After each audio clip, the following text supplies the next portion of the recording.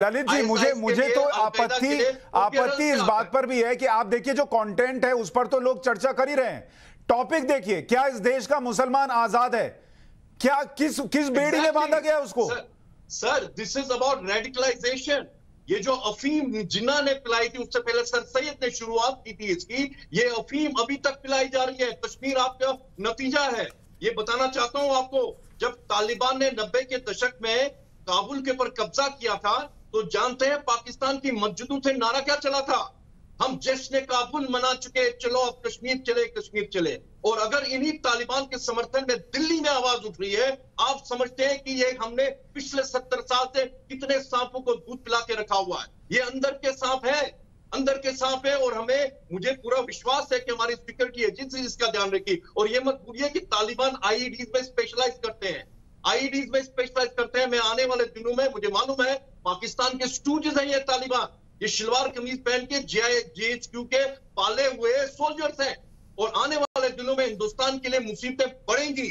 मुझे पूरा विश्वास है कि हमारे सिक्योरिटी फोर्सेस इनको बॉर्डर के ऊपर तो चेक करेंगे, लेकिन अंदर जो हमारे यहाँ सांप पल रहे हैं उनका हमें ध्यान रखना पड़ेगा। बिल्कुल वो सबसे बड़ी समस्या है। अब्दुल समद प्रवक्ता हैं पीटीआई के, पाकिस्तान से हमारे साथ हैं। अब्दुल समद साहब, इमरान खान साहब ने आज तारीफ की, उन्होंने कहा कि वो समर्थन करते हैं और बेड़ियां टूट गई हैं, गुलामी की बेड़ियां टूट गई हैं। एक आतंकी संगठन और आतंकियों ने एक देश पर कब्जा किया, ये कौन सी बेड़ियां तोड़ रहे थे वो? देखिए, जब आप उनको आतंकी कहते हैं, टेररिस्ट कहते हैं, तो अब आपको ये पता होना चाहिए कि कोई भी अपराइजिंग जो सक्सेसफुल होती है वो पॉपुलर होती है, अवाम की मदद के साथ, सपोर्ट के साथ होती है। जब तालिबान आए, 75,000 की तालिबानी जो है वो 3,75,000 पे हावी हो गए, जिनका कोई कंपैरिजन नहीं था। अरबों डॉलर आपने, बिलियंस ऑफ डॉलर स्पेंड किए, 20 साल आपने ट्रेनिंग दी। आज वजीर खारजा अमेरिका ने कहा है कि जी हमने मिसकैलकुलेशन थी हमारी। जब आप वहाँ की अवाम के बगैर जो गैप था इनका अफगान फोर्सेस और अफगान रजीम का, कि वो उनकी अवाम ही उनके ऊपर अफगान फोर्सेस के ऊपर पथराव कर रही थी। देखिए, जब इस तरह का, सर अगर इतना भरोसा था तो चुनाव लड़ती ना तालिबान, बंदूक और रॉकेट लॉन्चर लेकर क्यों भरोसा जीतने गई थी? तो आपने कौन सा चुनाव के जरिए उनको बाहर निकाला था? जब आप आके उनके ऊपर काबिज हुए थे तो वो रीगेन कर रहे हैं ना। तो वो कौन सा तब तक चुनाव लड़ रहे थे सर? वो तो तब भी बंदूक के सहारे थे, आज भी बंदूक के सहारे हैं। निकाला सद्दाम हुसैन को कैसे बाहर निकाला? वो तो चुनाव लड़ता था, हुस्नी मुबारक भी चुनाव लड़ता था। मैं तो तालिबान की बात कर रहा हूं, सद्दाम हुसैन की बात नहीं कर रहा सर। तालिबान बंदूक और रॉकेट लॉन्चर से अलग तो कभी रहा नहीं। देखिए, अगर नहीं रहा तो 75,000 तालिबान निकट्टू 3,75,000 की जो फौज थी अफगानिस्तान की, जो मुकाबला नहीं कर सकी, कैपेबिलिटी। ठीक है, ललित अंबरदार आप रिएक्ट करना चाह रहे हैं? ललित अंबरदार, ये बिल्कुल सही कह रहे हैं।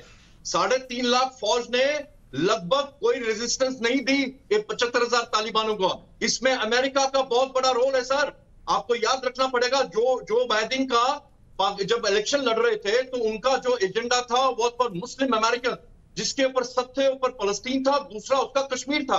मुझे लग रहा है कि उनकी अंडरस्टैंडिंग ये भी थी कि अफगानिस्तान को प्लेटर में तालिबान को दिया जाएगा, क्योंकि उनको पाकिस्तान से एक सेफ एग्जिट की जरूरत थी। ये जो हवाई जहाज उठ के जा रहे हैं, इनको कहां से पैसेज मिल रही है? ये पाकिस्तान के साथ अरेंजमेंट है। बिट्रेयल है जो बाइडेन का अफगानिस्तान के अवाम के साथ। ये मत भूलिए। और सुनिए, जो पाकिस्तान के रिप्रेजेंटेटिव है, आपकी जंग खत्म नहीं हुई सर।